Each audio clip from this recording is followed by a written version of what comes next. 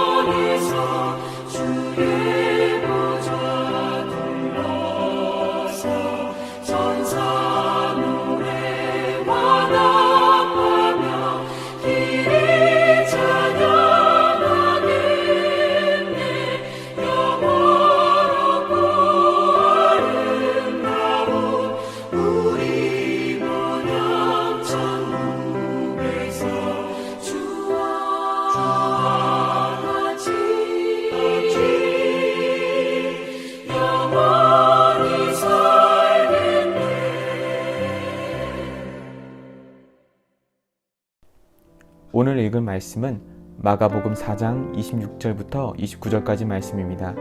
봉독하도록 하겠습니다.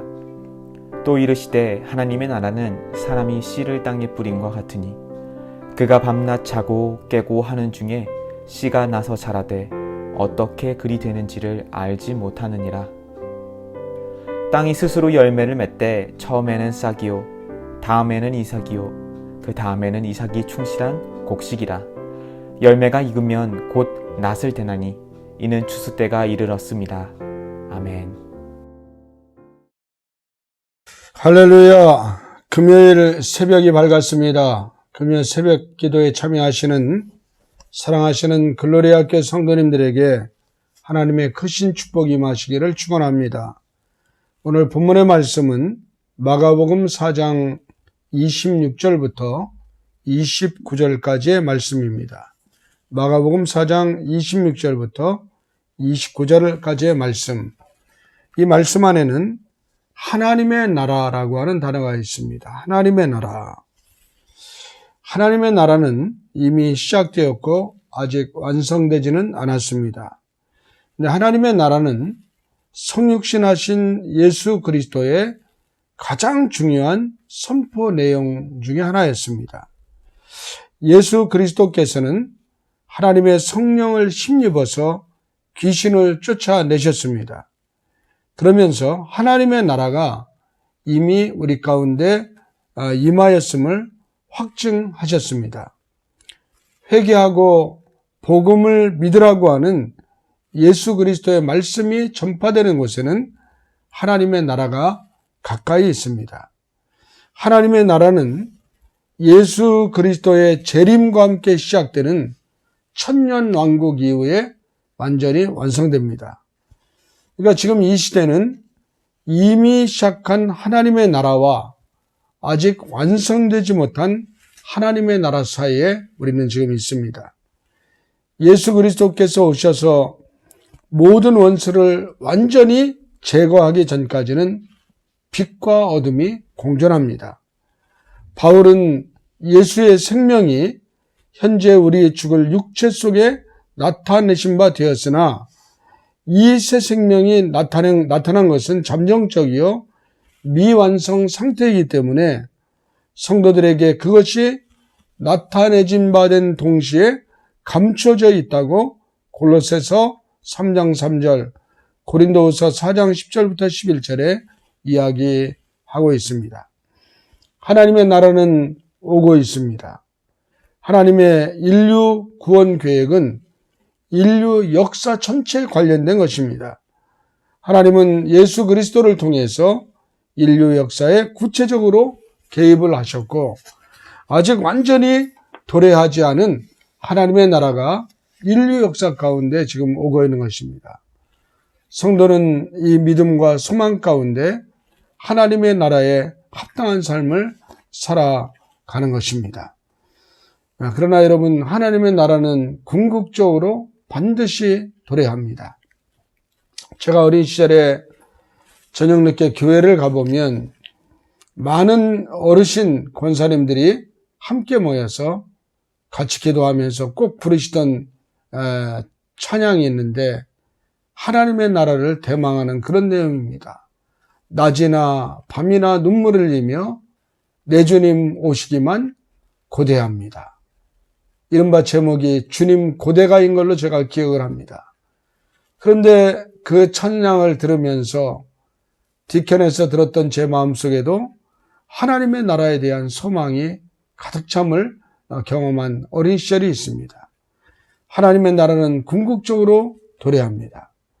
예수 그리스도의 재림 이후에 예수 그리스도와 그리스도인이 1000년 동안 통치합니다.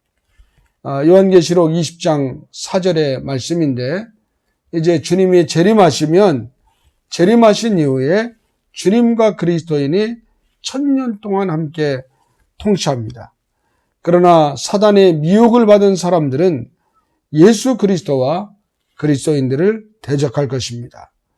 그때 하늘에서 불이 내려와서 그들을 태워버릴 것입니다. 요한계시록 20장 9절의 기록입니다. 그들을 미혹한 사탄도 불과 유황의 바다로 던져질 것입니다. 요한계시록 20장 10절의 예언입니다. 그곳은 적 그리스도와 거짓 선지자들이 있는 곳입니다.